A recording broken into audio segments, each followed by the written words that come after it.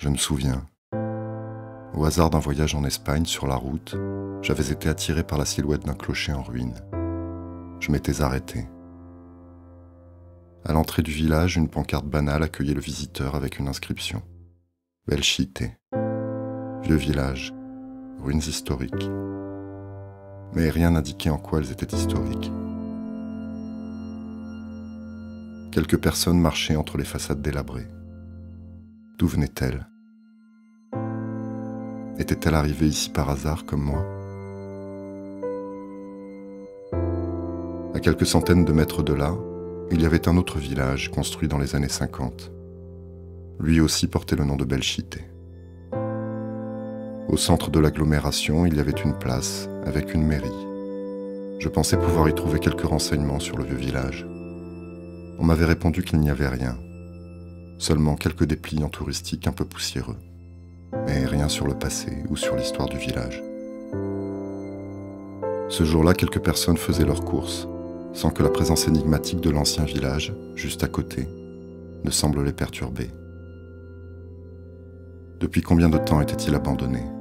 Et qu'est-ce qui avait provoqué sa ruine?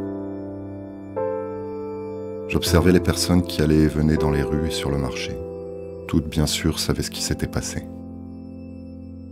Tous les gens que j'interrogeais répétaient la même chose, que l'ancien village était tombé en ruine à la suite de la guerre, et qu'en 1938, Franco avait promis de construire un nouveau village, à côté de l'ancien. Mais personne ne disait pourquoi, ni comment cela s'était vraiment passé.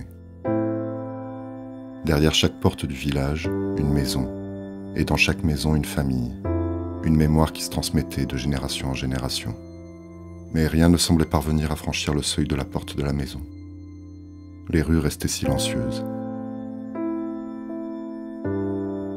En quittant l'ancien village pour le nouveau, les habitants de Belchite avaient-ils pensé pouvoir tourner le dos au passé? En continuant à vivre dans un décor fossilisé dans les années 50, étaient-ils condamnés à vivre dans un présent sans avenir? Les guerres civiles sont des guerres de mémoire. Elles semblent sans fin.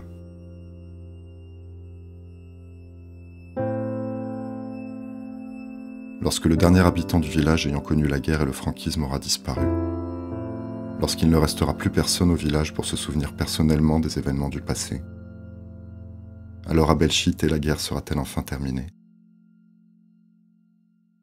Je m'étais remise en route. J'avais quitté Belchite en me promettant d'y revenir.